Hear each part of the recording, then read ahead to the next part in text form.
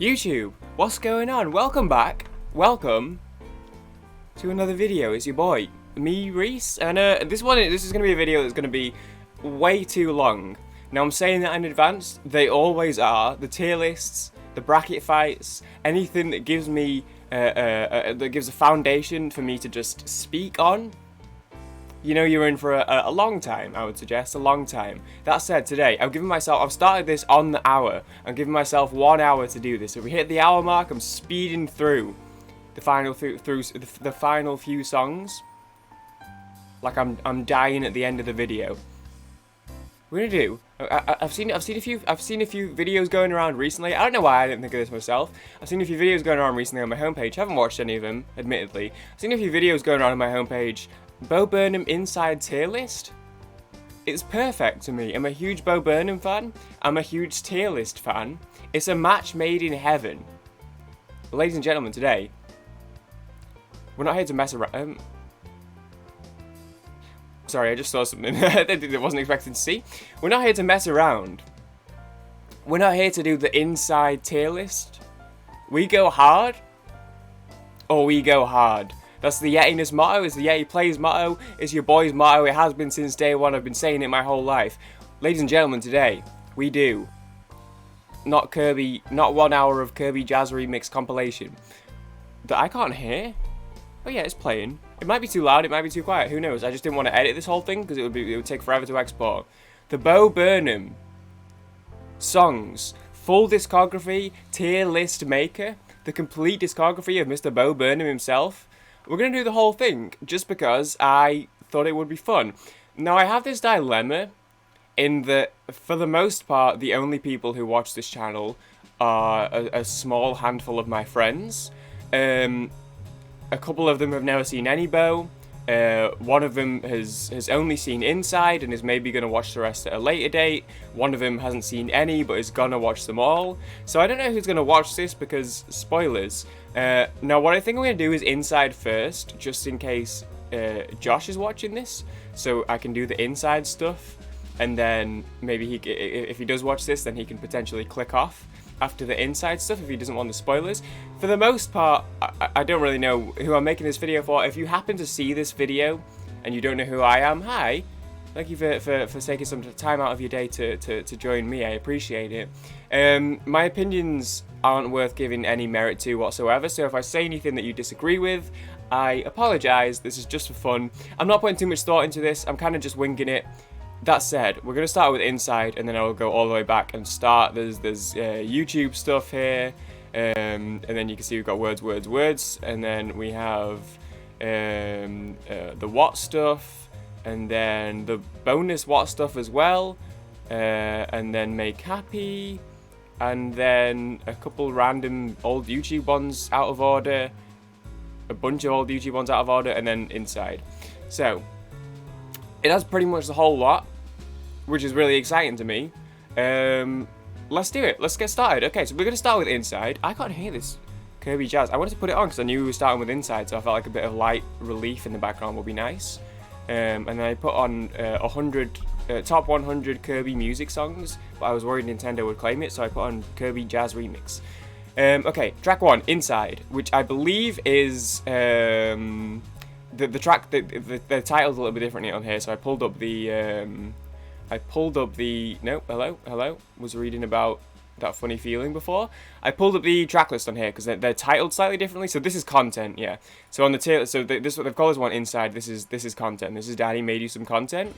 Very popular on TikTok right now. I think this is a good start. I like it. I think it sets the tone about a lot of what he's going to talk about. I like this opening line of, if you told me a year ago that I'd be locked inside my home, I would have told you a year ago, interesting, now leave me alone. People, first of all, never saw this coming, but secondly, I feel like that was a big thing with this pandemic, is the amount of people who early on were like, almost dismissive of it, because it was like, oh no, stay inside and don't socialize with anyone, haha, me anyway, hashtag an introvert, and I was one of those people, and it still broke me. So I don't know if that was necessarily what he was going for with that line, or if it was just kind of the dismissive nature of like the fact that something like this seems so far-fetched. But at least that's something that's why it struck with me that way, is I was one of those people who was like whatever about it, and then TLDR, by the end I was not like whatever about it. Robert's been a little depressed, just gonna try and get back to work. That kind of, again, feels like a theme of the whole show, is that as rough as things got for him mentally, he kind of just kept going and kept working, and this was his outlet, but he still let that shine through into his work. But it was also, like, at times it almost felt like he didn't want to be doing it. Obviously he talks about how it took way longer than he wanted it to, and was going for way longer than he originally thought he would be, and that took a toll. So I feel like there were a lot of, for such a short little thing, the silly jokes, etc., this felt like quite a good tell for what we could expect from the rest of the show. I'm gonna stick this one. Look, by itself, I don't know if it's like a huge song, but I feel like just for the sake of for what it was supposed to do, this could be like an A easily, because it was a good intro. But just given everything that's in this tier list, we're gonna go B. Healing the World with Comedy, very Bo song. I'm going to stick this with a B. And look, you just remember that this is in the context of Bo. I am a huge Bo Burnham fan, and there are going to be a lot in S and A. These are both very good, but I just have to put them in the context, because I'm going to struggle to put anything below B. Let me tell you that much. So let's just remember that this is in context. Healing the World with Comedy. Let's pull it back here. It's just called Comedy on the track list, if I could click that.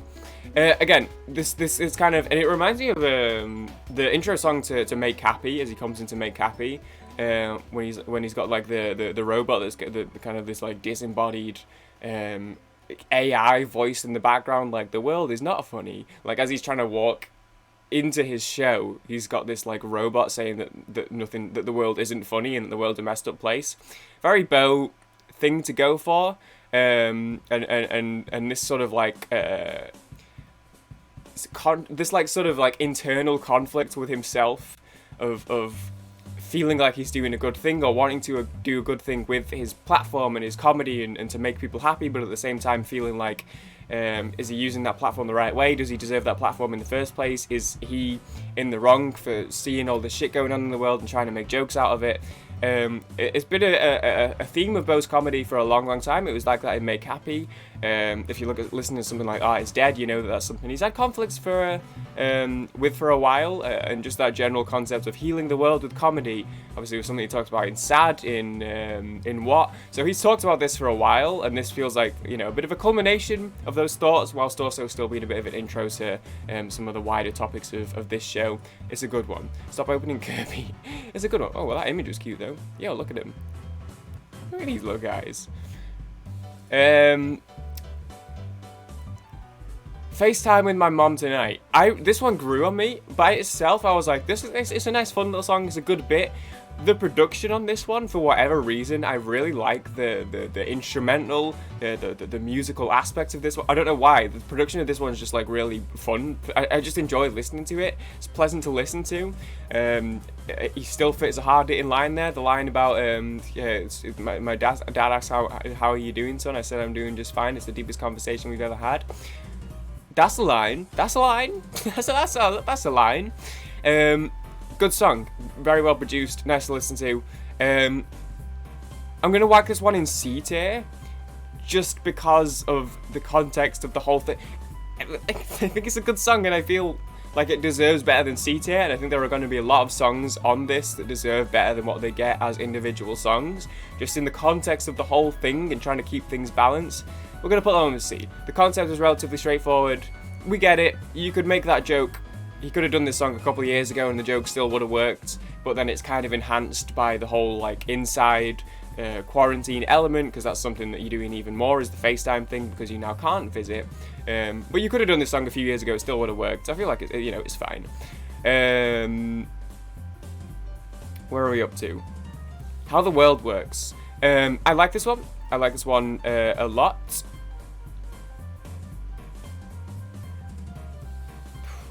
I'm gonna give this a B tier. I'm gonna give this a B tier. This is one of those ones where it's something of a commentary on the world as a whole. It's called How the World Works. It's pretty on the nose, right? I feel like Bo said a lot in this. I feel like he didn't necessarily say a lot that hadn't already been said. I feel like he presented what he was saying in a good way and in a very profound way. This I feel like is kind of the epitome of that.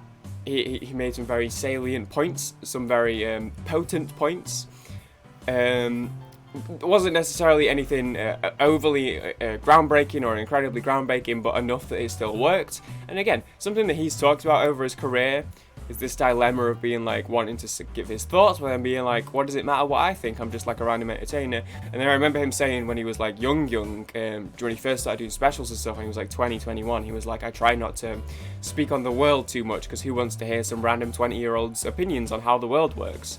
Fast forward 9 years and he has a song called How the World Works, which I think was interesting. I don't know if this is like some sort of like maturity in himself, or like he's reached a point where he feels like now he can comment on stuff like that. I don't know if that's growth, or I don't know if that's like something that even he would still have that sort of conflict over, whether he's in a position to where he should be doing that or not.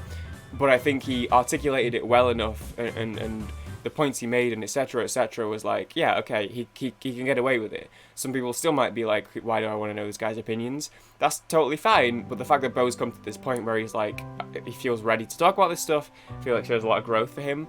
And the sock puppet homage to Dutch absurdist whose name I can never remember, who has Ronnie the sock puppet. I can remember the name of his sock puppet, but can't remember the name of the comedian because I'm an asshole. There's a Dutch absurdist who, if you've been a fan of Bo's for a long time, you may know Bo is a big fan of. I think he was his favourite, cited him as his favourite comedian at one point. He has a sock puppet called Ronnie the Sock Puppet. Great bit, you should look it up, except I'll link it in the description because I can never remember the guy's name. It's something Teowen. What's his first name? Something Teowen? He has a bit with the sock puppet that Bo always loved, where he's like, he talks to his sock puppet and then he does like subverted expectations, where, you know, when ventriloquists drink water and speak at the same time. He does this bit where he starts to like sing as he's like feeding this sock puppet a candy bar, and it's funny because obviously the sock puppet's the one eating. And then there's a great joke, trigger warning, it's a sexual assault joke, but there's a great joke where he's like, oh, Ronnie, I haven't seen you for a while. Where have you been? And then Ronnie's like, I was in prison. And he was like, oh, naughty, naughty. What did you do? What did you do? And then the sock puppet just goes, rape. It's really, he does it way better. His delivery is immaculate. He's absurdist. He's a crazy guy. It reminds me of one of my favourite jokes of all time in TV comedy jokes of all time in The Office, in the original Office, when they're having that seminar and he's like trying to get that guy's attention and he goes, I think there's been a rape up there. It's just funny. It's funny, man. White Woman's Instagram. White Woman's Instagram is a B for me. This grew on me. At first, I was like, I like the concept. The thing that stood out to me, the visuals of it. To do all of that, like, by himself in his room, get all the props together, to put all that effort to set up every scene, every little bit of prop. There's one bit where there's shit hanging from the ceiling. Like, to do all that, so many of these shots are, like, 5 seconds long, and every shot is so like well thought out and well put together. To do that by himself, incredible. It's so cool, immaculate, dope, awesome, really cool. This video is gonna go on for longer than an hour. I might just do inside and then do a part 2 and do everything else. This is gonna be, I can't do this in an hour, man. I thought that was really cool. That's insane, the level of effort that went into it. It's funny, it's a funny concept, it's pretty hit the nail on the head. As I listen to it more and more, I think I'm starting to get its place in the special a little bit more. First of all, the whole bit on the passed away mother and the memorial post, or however you want to describe that. I haven't really, like, I don't know what to even think about that right now. It's crazy, and sort of, I don't know if that's sort of like the idea of like kind of performatism on social media, where you perform everything to the point where even deeply personal stuff like that becomes something of a display, or I don't know if it's a case of that sort of like it's being so ingrained in that culture that even when you take a moment out to have a real moment like that, you still then go straight back to, what does he say after that? He does the mom bit, and then he literally just goes straight back into like regular thing. Where is it? White woman. Yeah, here we go. Your little girl didn't do too bad. Mama, I love you. Give a hug and kiss to dad. A goat cheese salad. And then you just go straight back into it. You could do a lot with this whole section. I mean, I'm sure if I clicked these, I'd get some interesting thoughts from the Genius community.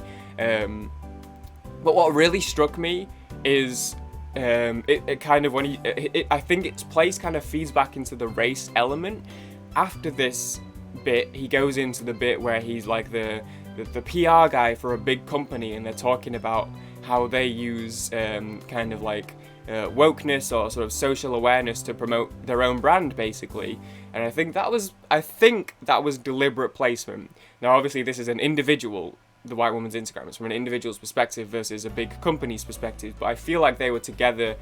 I feel like that was pretty deliberate placement, and I almost feel like what he talks about, like a quote incorrectly attributed to Martin Luther King, and he talks about, you know, a post of incredibly derivative political street art.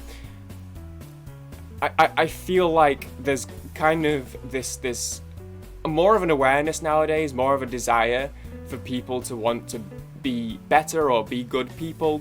Sometimes it's just informative. I remember during the riots, there were a couple clips going around of people like someone would film someone else who was like a social media influencer. They'd pull up, get out of their car, like take a video of themselves like cleaning up like litter on the street post riots, and then would get the video and then would just put it back down and get straight back in the car.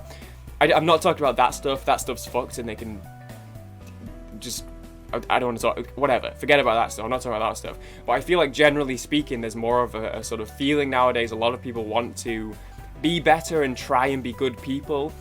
And I feel like that's what he's kind of getting at with this, is like there's a bit of a feeling of people, you know, they try and be good. They try and, let me try and, you know, put like a political quote up. Let me do the black square on Instagram. It's kind of stems from a feeling of wanting to do good, but at the end of the day, it just doesn't matter.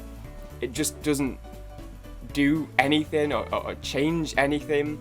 And I still think that some of this stuff, the awareness that some of this stuff raises is great, and that's, if that's what you can do, that's what you can do. But so much of it is like, you know, a quote, you know, incorrectly attributed to Martin Luther King. Put a quote on, think you're doing some sort of, it's, you know, it's inspirational, and look, I'm saying a Martin Luther King thing, but then the quote's wrong, you've misattributed it. It doesn't matter. It doesn't matter. Who cares? Because at the end of the day, you're just an individual. Like to the type of people he's talking about in this song, it doesn't matter what they say or what they do. There's very little that they could say or do in the first place, but with their place in the world, it just doesn't matter. Which is why he kind of so easily can switch from that element versus comfy socks and pumpkin lattes, or pumpkin spice lattes, or whatever. I didn't really like them, I'm sorry. And I think there's more that can be said on that. I'm not necessarily here to go into that too much. I'm trying to go through everything as quickly as possible. But I think as I've listened to it and that thought has grown, I think that song has more of an impact and more of an impactful place within the special than I initially gave credit to. And I already thought it was really cool just from the visual aspect. Yeah, dope. Where are we up to? Unpaid Intern, obviously it's only a short one, is funny. I'm going to put it in C just because it's short, but I like the concept of like that all, jazzy working class music and how that doesn't really happen anymore, so it's kind of funny to apply that to a modern job and then realise that, first of all, how shit that stuff is now, and dehumanising it can be, and kind of putting like that sort of jazzy spin on it, like kind of, you know, laughing about it, but then at the same time how interesting to think back about how that was at the time as well, when they were talking about similar things back in like the 80s, 70s, 60s, but obviously not like Unpaid Intern. Interesting concept, and then obviously the reaction thing, funny. As a reactor, funny. As a reactor who's constantly like aware of trying to be one of the good reactors and trying to actually put effort into what I say, and the discussion and analysis elements, yeah, that was an interesting one. Jeffrey Bezos, it's just an absolute slapper. It's catchy. I'm gonna keep it in C just to keep things balanced, because it's kind of just, it is what it is. You know what will hit Jeffrey Bezos too, the reprise? Something about Jeffrey Bezos saying you did it, or something about Bo saying you did it and congratulations. Oh fuck, congratulations to Jeffrey Bezos. It's just the most dope thing of all time. Yeah, this one absolutely slaps. And I loved like the synthy kind of 80s nature of it, which is kind of similar and problematic, which we'll get to. Sexting, I think... Look, by itself, this is not a D tier. Fuck it, I haven't listened to Sexting for like a week. Let me bring back some punchlines in my mind. You send a peach, I send a carrot back, you send a Ferris wheel, that's pretty abstract, I send a ticket stub. It's funny, like it's funny. There are some funny moments of it, and I don't know if that's part of the problem why it's getting downrated so bad, is because so much of what I loved so much about this special and some of my favourite parts of it are all like the deeper bits of it. So some of the bits where it's like, oh, here's a little bit of funniness, I'm like, in the context of the whole thing, that's why they kind of slim down the thing a bit. By itself, this isn't a D. I'm just going to say, this isn't a D tier song by itself. In the context of everything, it's probably the one I'm going to listen to the least. It's fine. It's fine, and it's kind of funny, but it's, you know, it's a little further, you know, it is what it is. It is what it is, and that's kind of the thing. Problematic can go back into C tier. I like Problematic. This, again, okay, feeds back into what I was saying about the white woman's Instagram thing, of that sort of desire to better themselves. Bo is someone who early in his career had made a lot of jokes about race and about homosexuality and you know, a lot of political songs and etc. etc. Religion as well, it was a big one. He got shit for that back in the day, and I always feel like this is kind of this, he kind of does both, where he's like, okay, I'm now realising that I was at the top of my frame that whole time. I don't know if the camera moved or if it was just bad the whole time and I never checked. I apologise.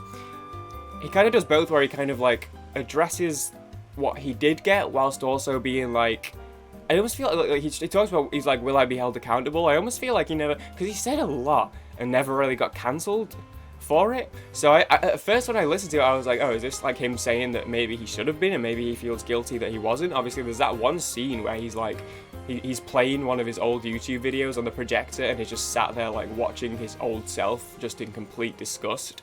So I almost feel like, I don't know if there's that regret there or that sort of, I don't know. I haven't quite settled on kind of what he was going for here, but you could, at the very least, you could tell he's clearly trying to work on himself and he's trying to address that. Obviously, that's represented in the visuals, very literally. He kind of presents it in that like 80s like workout video style. Obviously, he's got like a very synthy sounding 80s sounding pop song. But he literally, he's working out in the video. He's lifting weights and he's on an exercise bike, so he's literally physically working on himself to kind of demonstrate that kind of theme of the song. And then obviously at one point he's literally like on a cross atoning for his sins. So the visuals are very like on the nose.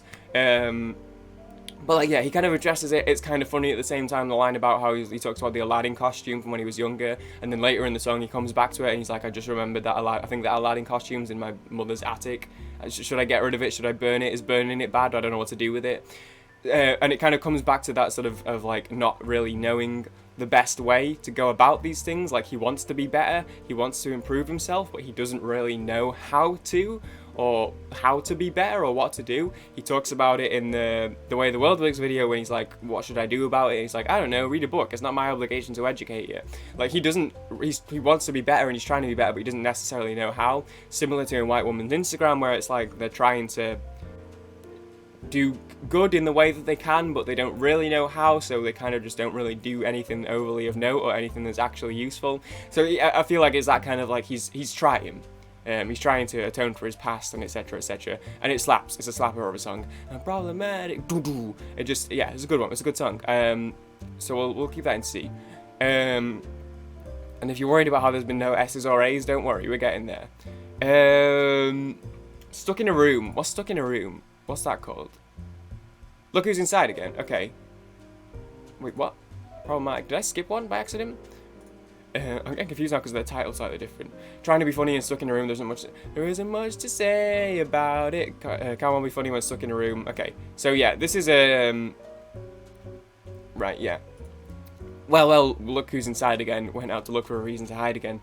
That one hit me way harder on Goodbye, that line. I don't know why. I don't know if it's the way it hits or the way by that point you kind of get into the introspective bit, so that's why it hit harder rather than being kind of thrown in the middle. But the look who's inside again, went out to look for a reason to hide again, hit harder at the end of it. I feel like this one, in the context of the show, fits quite well because you've started to get to the point of the show, and you start to get what's going on and why he's saying what he's saying and why he's doing what he's doing, and this kind of articulates that quite clearly, but at the same time still feels like it's okay, he's talking about what he's already been talking about, but now also it's like it leads into the rest of it as well. So I feel like this is quite a good middle point. I don't know exactly when in the show this was, but I feel like this was a good middle point. We'll give it a B. Turning 30. Okay, now this whole bit where he's sat with the clock ticking down to midnight, and he's 29, and he's talking about, and he says like, oh, I'm just gonna go and enjoy the last moments of my 20s, and then he just sits there in silence as the clock like slowly zooms in on him as it hits midnight and he turns 30, and then he's just like back to work. That, yeah, I'm not gonna dwell on this too long just in case Josh is watching. I'm not a huge fan of like aging and time passing and knowing that any time passed is time that you can't get back. Like, we don't need to talk about it. Actually, we don't need to talk about it. Also, the very last line, it's 2020 and I'm 30. I'll do another 10, 20, 30, and I'll be 40 and I'll kill myself then. Fucking hell. Yeah. The whole bit I think is a B. I think the song by itself will give a C, but I think the whole turning 30 bit with him sat with the thing is crazy, so that'd be a B, but just for the song. But what's I don't want to know? Which ones don't want to know? Oh, are you enjoying the show? Have you got me in the background? Have I got your attention? Yeah, we'll put that in... I'm going to put that in D tier just to keep it balanced. I think in the context of the show, it works, it makes sense, and it's good. In the context of the special, it does work, and it does do its job, and I think it does its job well. It serves its purpose well, but by itself, it's very for the show, and it's only a minute long, so we're gonna stick that with D. Feel like shit, I'm going to put there as well. I'm going to put it to C for relatability. I feel similar about I don't want to know. I feel like in the context of the show, it's only a minute long, serves its purpose in the show. Now I'm really conscious of my framing. It is what it is, but let's leave it. We'll stick it in C tier because of relatability. Okay, now we get a little... Oh, welcome to the internet. I like welcome to the internet. I feel like, you know, we're on the same page with this one. It was the lead single. Early on, it was the first thing you put on YouTube, and it was kind of the first thing that got people talking. And I think a lot of people saw this on YouTube, but I haven't seen the special.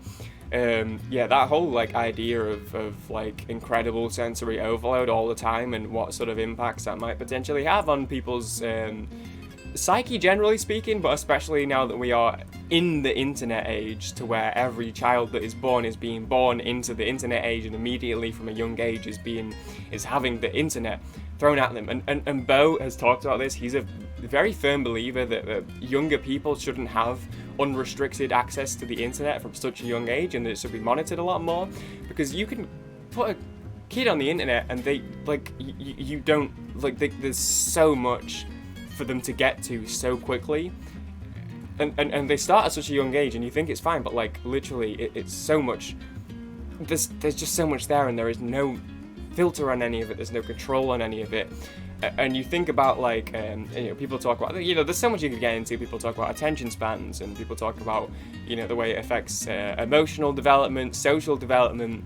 It's such like a controlling thing. It's such like a huge part of everyone's life, and obviously there's a big focus on that throughout the special, is that contrast between living in the digital world and trying to be a real person living in the real world. And because he was trapped inside, he was kind of stuck in that digital world for so long. Very much a recurrent theme of the thing, and to kind of comment on the internet itself that way, and kind of present the song in such like a flashy, showy format, whilst still trying to comment on like the negative elements of it, kind of sums it up, kind of sums up the whole point. And the way he kind of talks about, you know, here's like a funny video of a cat, here's a video of an ISIS captive being beheaded, like that contrast of like, first of all, there's so much there, but you don't know, you just end up with shit, like it's sensory overload, it's shit being thrown at you constantly, you just end up seeing shit, and that's gonna affect you, and some stuff it's gonna, you get desensitized, it's just so much, it literally is everything, all of the time, it's just there, constantly, being thrown at you, and again, I don't even want to, like, I'm trying to just give like the basics here. I don't even really want to go into it too much because the video is super long. We're trying to do everything. I'm not here to talk about the crazy, you know, nuances of every song, but it's good and it's catchy, and that was the point. It was supposed to be catchy, and it was catchy, and you know, just like the internet is so addictive and sucks you in, whether you want to or not, whether there's good stuff going on, whether there's heinous, horrible stuff going on, it doesn't matter because it's the internet. You're sucked in. It is what it is. Catchy song. Okay, now we get to the S's and the A's. Now we get to the S's and the A's. Now, I'm not going to lie, when I started this and thought I was going to do the whole thing in one video, I think I'm going to save it. I will come, when I come back to this, I'll just like add on to the inside stuff, so this will all be here anyway. So it will balance out in part 2. However, as far as inside goes, now I'm thinking, like I know there are other songs in here that are going to be A's and S's in part 2. Just for inside, there are going to be no F's, which is probably fine. Funny feeling. This is like where the tone shifted. He'd been introspective throughout the show. He'd had his moments, turning problematic, talking about his past, turning 30, talking about his concerns about aging and blah blah blah, feeling like shit, talking about how depressed he is. He had those moments.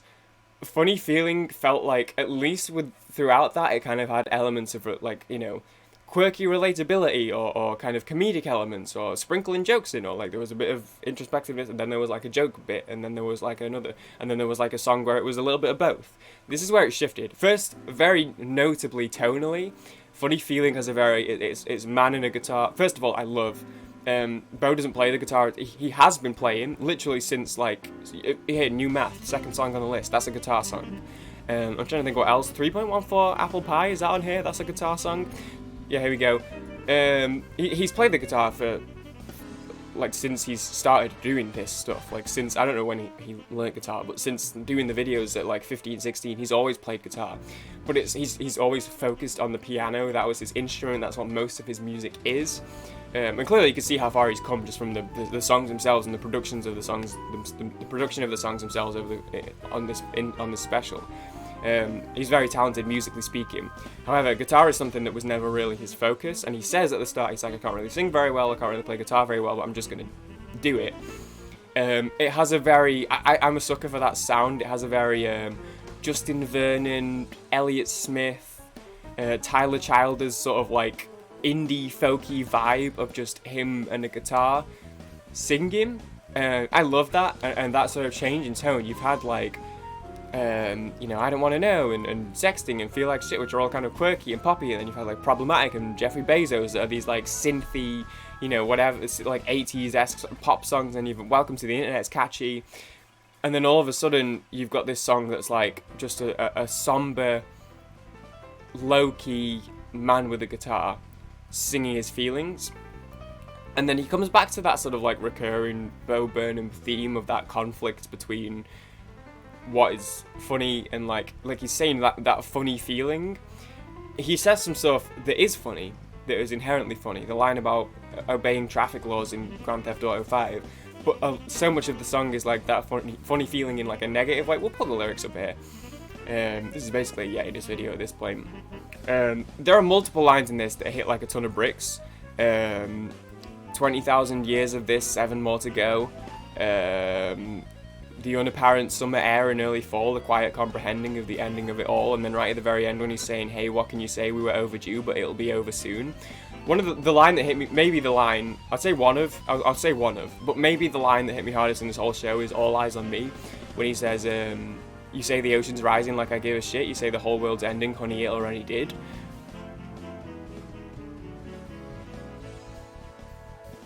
Not dwelling on it, but he touches on how it feels like the world's ending in some capacity.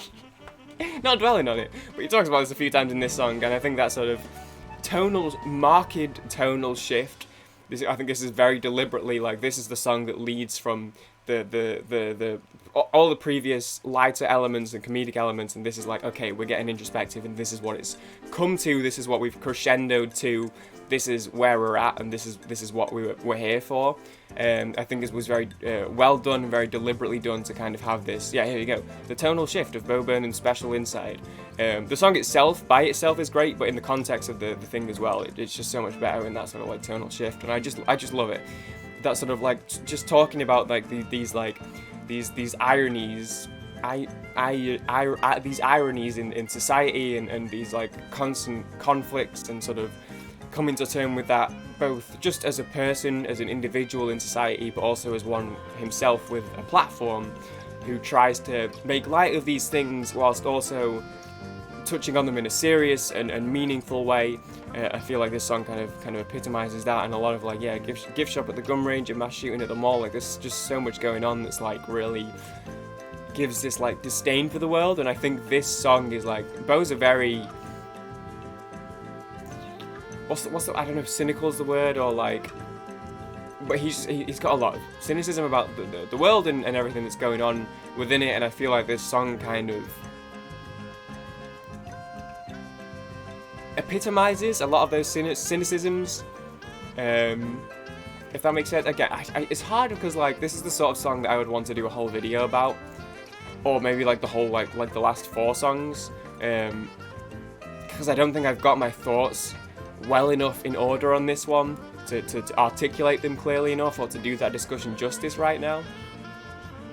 But I love this one, and the song itself, what it represents in the show, it is really good, and it sounds great as well sonically. All Eyes on Me was my favourite from first watching it to like to the past few days, and now in the past few days I'm like, Goodbye's really been hitting, Funny Feelings really been hitting, so I'm kind of jumbling them all together. But for at least a couple, or like 3 or 4 weeks, however long it's been, I guess it came out June 10th, right? Is that what this is saying here, or was that just like when the album was released? I don't know. I really like All Eyes on Me. I really, really like Can't Handle This from Make Happy, which obviously I'll talk about in the next video. And I feel like it's sort of vaguely reminiscent of that, but in like the inside spin. It's so fucking good. The bit at the end where he's got like the screaming applause in his head, and he's like singing All Eyes on Me, and then he picks up the mic and he's like, everybody get up, and he's like, I'm talking to you, get the fuck up, and you hear like the vitriol in his voice, and then he grabs the camera and is like spinning around in the room. You've got this like thunderous applause going on in the background, but then you still see in the shot that it's just him in a room by himself, essentially going insane. And I think that epitomizes the show and his feelings whilst making the thing so well. It is crazy. And as I said, the line about you say the ocean's rising like I give a shit, you say the whole world's ending, honey, it already did. The cynicism, the disdain towards the world, that like pessimistic view towards the world has reached this boiling point where he's gone over the top now, and it's like maybe at the point of no return,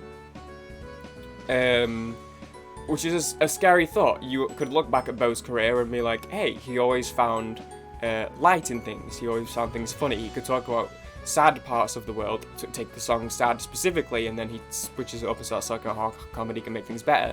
Obviously, ironically, but to a point, he's right. It does cheer people up, and that's something that's very valuable. You look at Make Happy, he literally starts a comedy special by saying the world is not funny, and starts talking about impoverished people dying of starvation and saying the world isn't funny. He's gone through all that and had this cynicism and had this negative view of the world, and been very aware of the negative elements of the world, but has always maintained that like comedic element, or tried to have that lighter side, or tried to like put that lighter side out there and try and provide like a positive element. The end of Inside between turning 30 and then this last few songs, that's what makes these so scary, is because these feel like there's nothing funny in any of these last few songs. Okay, in that funny feeling a little bit, the Grand Theft Auto line, tiny little jokes. By All Eyes on Me, it's not funny anymore. You come to the last like 10-15 minutes of what's on paper a comedy special. There's like 15 minutes without, what the frick? There's like 15 minutes of a comedy special without any jokes, without anything funny. And that epitomizes, first of all, I think, his development and his kind of career development and his views and how he's progressed through what he's talked about and what he's wanted to talk about and how he's wanted to talk about things to reach this point now where that element has just gone. It feels like he's reached this boiling point where, whereas previously there were always positive elements to find, now he's reached a point where it's like, it's the point of no return. He's too far gone. It's done. The world's ruined him, the world's broken him, the world's ended, everything's shit. And he kind of just lets you sit on that. And it's funny because this is how Make Happy ends, and we'll talk about this more in the next episode, so I'll save the spoilers for anyone who hasn't seen Make Happy. Make Happy ends in a very different, in a very similar way, in the way that he leaves you with something to think on. And I'll leave it there, and I feel like it's a similar way, except this one feels more like, at least Make Happy for like 50 minutes is just a comedy special, and a very funny one at that. And then the last 10 minutes gives you something to think about. This one was like introspective the whole way through, and then kind of crescendos to this point of being like, everything's shit. Good luck. Have fun. That's the special. This is an S tier for me, and I think the way he kind of presented that, and yeah, the bit at the end is just so incredibly well done. And then in the middle where he's trying to do like a comedy bit as if he's on stage, and he talks about, it's hard to tell jokes in a room where no one's laughing. It's hard to be funny where there's no like feedback to what you're doing, right? And I almost feel like that, that's something he kind of touches on more lightly in the show. And then now it's like you hear him with like a thunderous applause edited in, and he's like going insane talking to an audience that isn't there. You kind of think back to the bits where he's talking about trying to tell jokes when no one's laughing, and kind of you see that sort of effect that's had on him that's led him to that point. Yeah, it's good stuff. Possible ending song, that's an S tier. Brilliant, just so good. I'm a sucker for that sort of like, comes to the end, now let's look back on everything that we've been through. And nostalgia kills me. I've always said this, I don't know what it is about it, that whole concept of being like, hey, don't be sad because it's over, smile because it happened.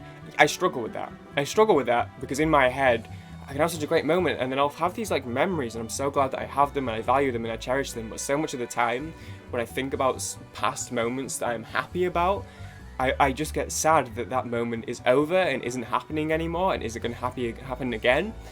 And then, in that moment, you just got to try and remind yourself that there's going to be more times. I think about, my last night out, and it was a great time, and I'm sad that it's done. There's going to be more nights out. I think about my last, online gaming session with my online friends, and I how much I love doing those. I think back to one from, remember in February we played Minecraft. When we played Minecraft together, it was great fun. And then I'm like, I'm sad that moment's gone. Like that was, and I struggle with that. And in my head, I'm like, there'll be more moments.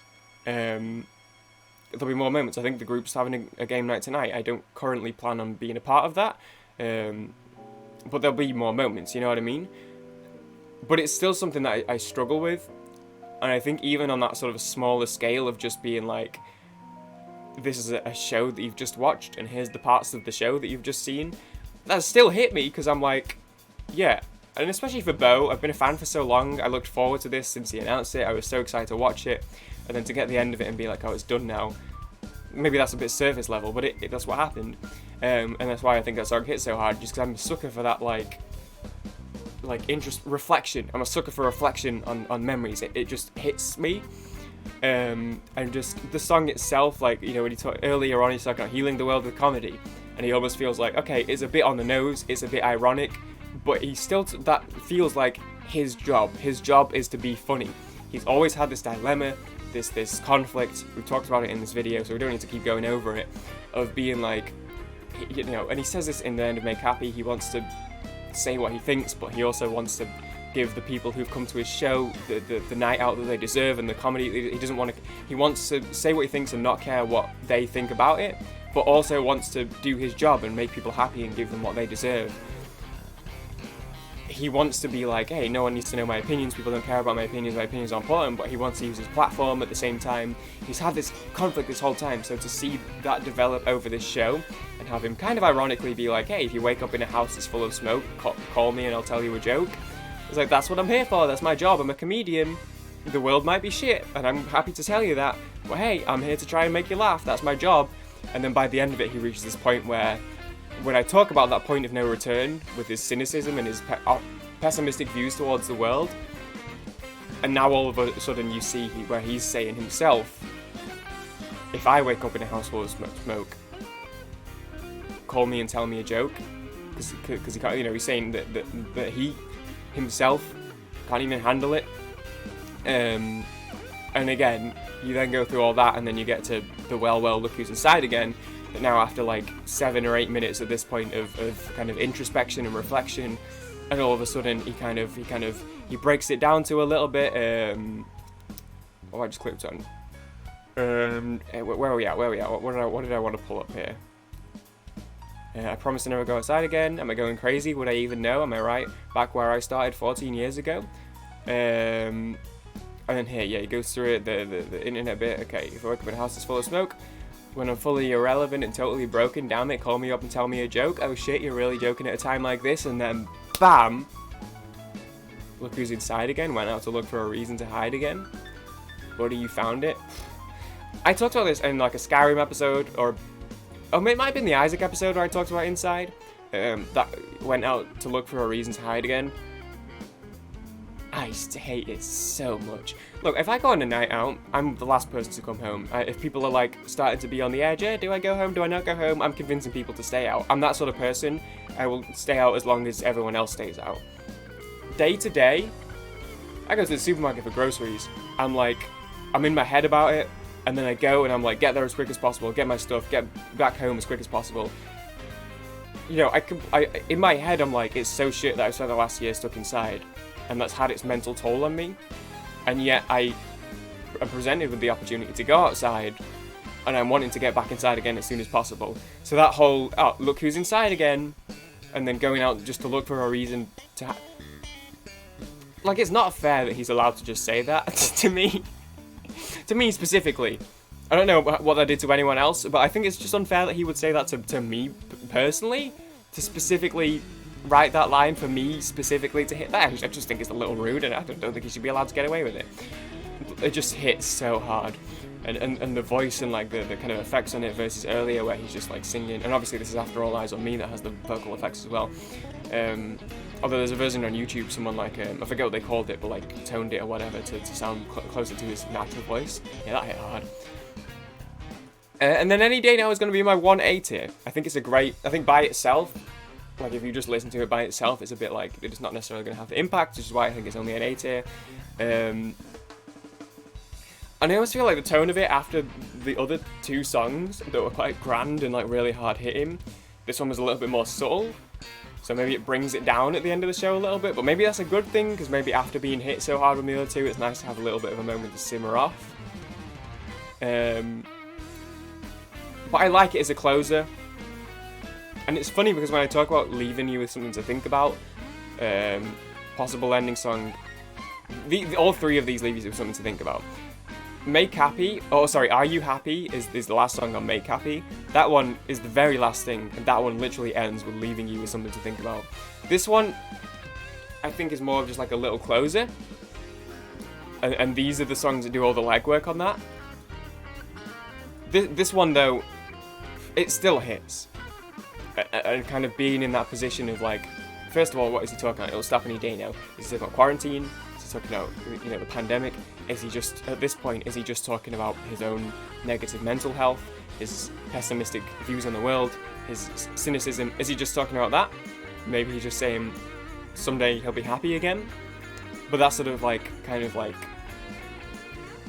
optimistic denial of where he's like suddenly got this like, he just had all these songs and then he's taken this complete tonal shift to go in this like much more like somber, real, raw direction, and then suddenly after all that he goes back to this happy, bouncy song where he's like, it'll stop any day now, as if it's positive. It's not. It's obviously not. He obviously doesn't feel this way.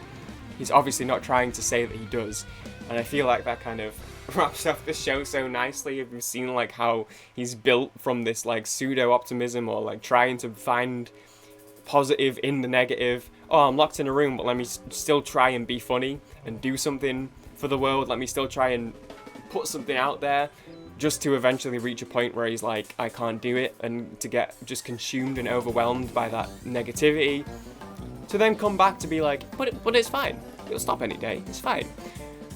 And that sort of like hope that you keep is something that I think you always want to keep.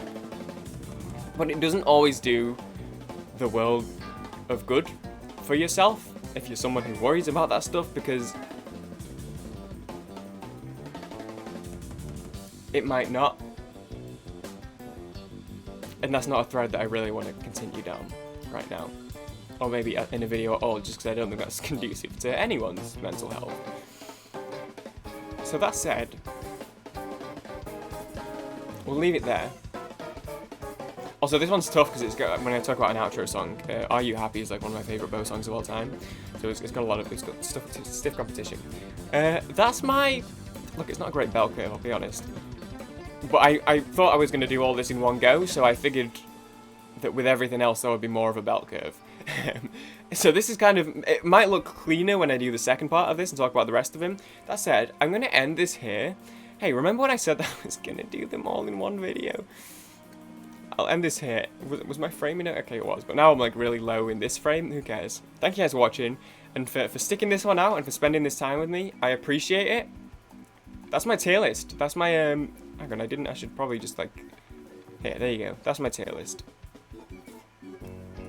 Thanks for watching. I appreciate it all. I hope you guys have a great weekend.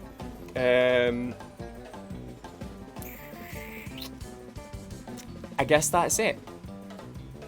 Thank you for watching. Good night, and I hope you're happy. Alright, later guys. Bonk.